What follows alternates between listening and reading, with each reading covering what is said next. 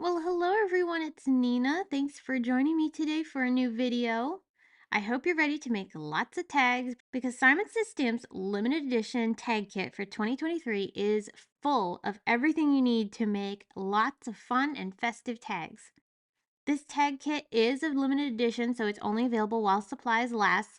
If you miss out on the kit, don't worry though, because most of the products that are included are available for individual purchase. Though I have to say, the tag kit is a great value. You get a lot of product, and the tag kit is only $49.99. So it's a really good value for making a lot of fun things. Just the stamp set alone is $24.99. So lots of great stuff. You're going to enjoy it. I had fun making all sorts of tags with this kit, so I hope you enjoy seeing what I have to share, and hopefully you'll be inspired to try them out too. So I'm going to start first with some stenciling using the Festive Candy Cane stencil set. I am really excited about this stencil because I actually designed it and it's really easy to use. Here's an example of how it's going to look when you put it together, and you can customize it to look however you want. You don't have to follow it exactly how I'm showing today. So the first thing you want to do is ink blend one of the candy cane layers, and here I use some blush ink to go ahead and ink blend through that onto one of these tags. You could go next onto the layer that fills in the rest of the candy cane if you're going to just do some ink blending, but I'm going to use paste, so we're going to skip that for now, and I'm going to actually finish decorating the candy cane.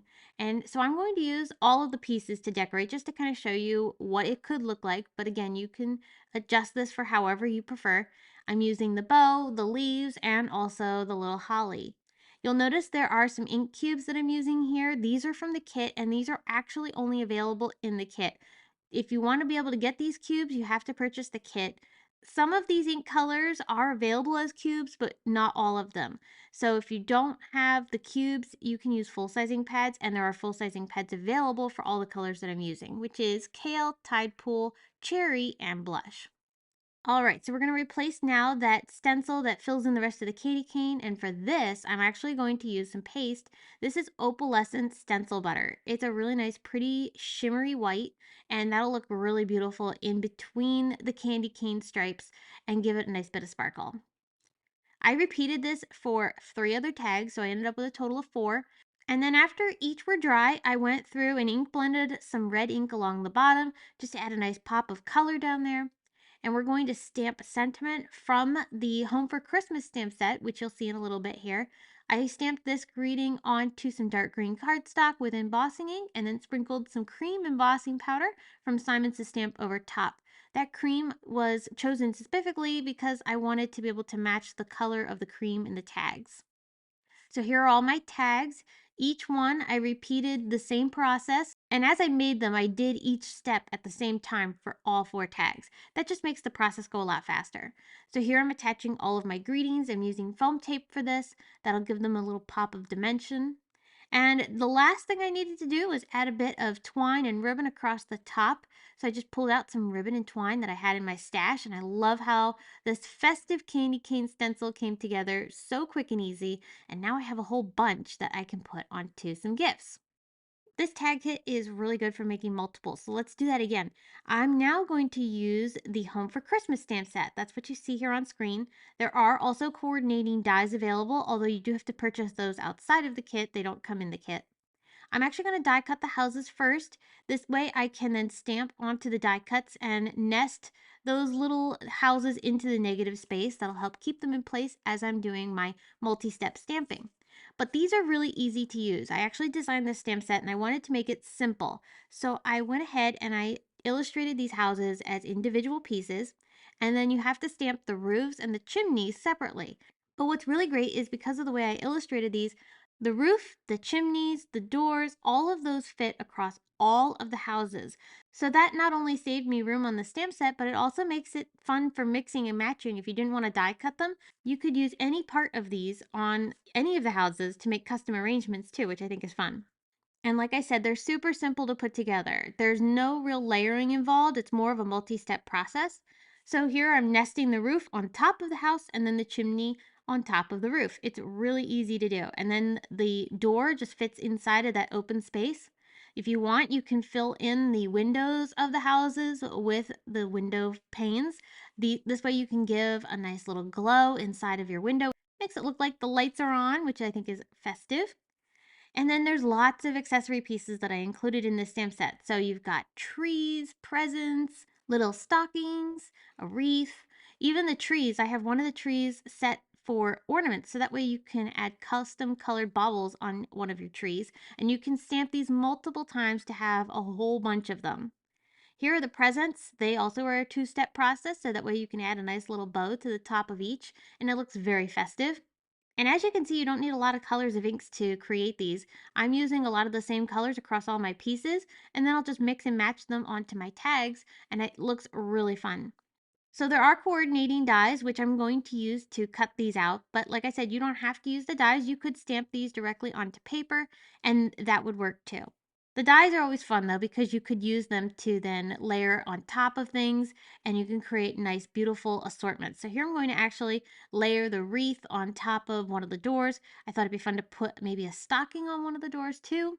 I'm going to use more of those cream tags for the base of my tags here, and I'm filling in the background with one of the snowflake images that are in the Home for Christmas stamp set. So I'm just going to use this trail to create a nice little background, and then along the bottom I used some Latte ink to just add a little touch of brown. I thought that would add a little vintage feel here. Putting some pattern paper along the bottom. This pattern paper is in the kit, and I thought a nice bit of color down along the bottom would be really pretty.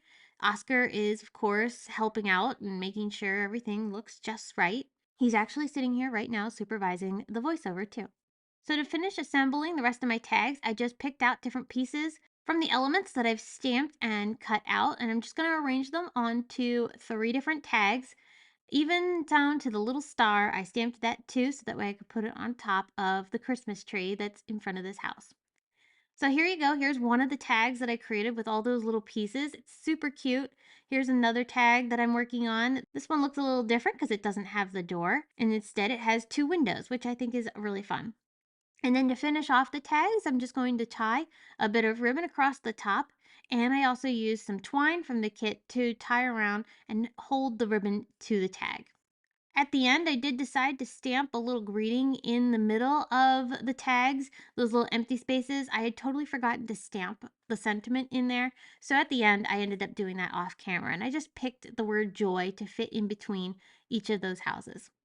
These are such a cute and fun way to be able to make little tags. These would be adorable if you were to stamp them to look like your family's houses or friends. I think that would be really cool to customize it and create a beautiful tag for them for the holidays. This would also be great for making Christmas cards too. All right, let's switch gears and do some die cutting. So here I have some of these pre-made round tags that are included in the kit, and I have the 2 stem and berries die set that you also get in the kit.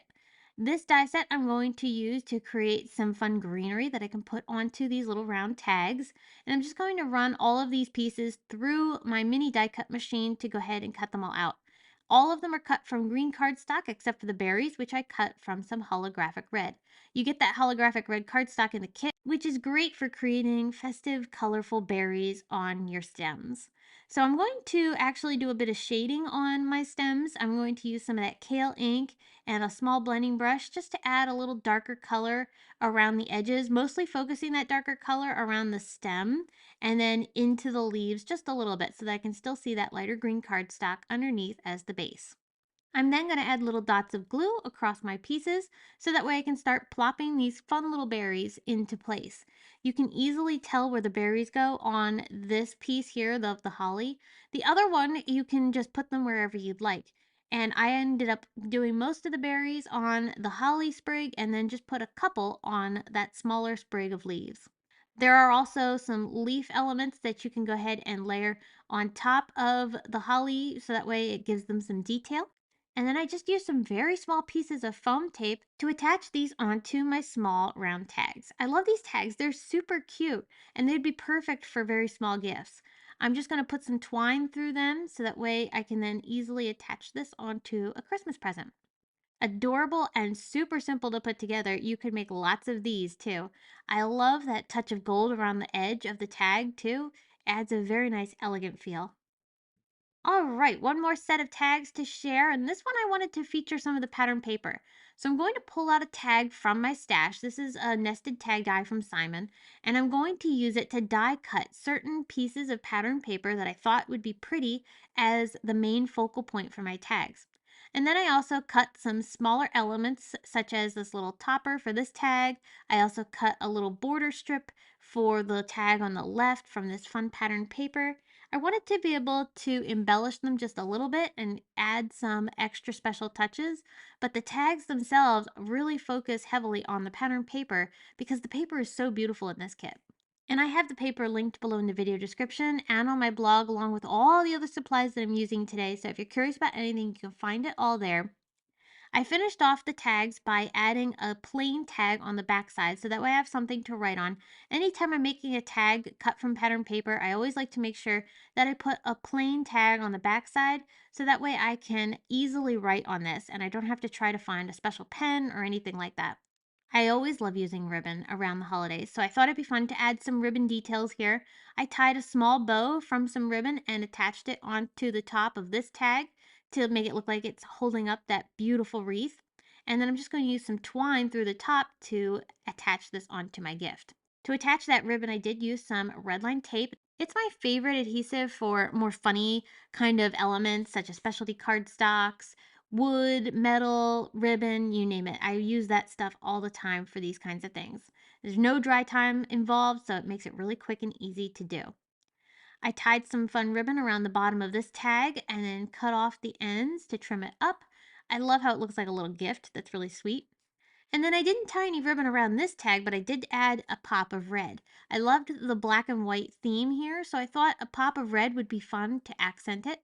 I pulled out a greeting from the Home for Christmas stamp set and then those snowflakes as well. And I'm just going to stamp these around the bird just to fill it in. I thought that would look really pretty. And then the last thing I did was pulled in a couple of red Copic markers and I colored in only the berries of this image. I did some shading so that way it gave the berries a little bit more of a dimensional look.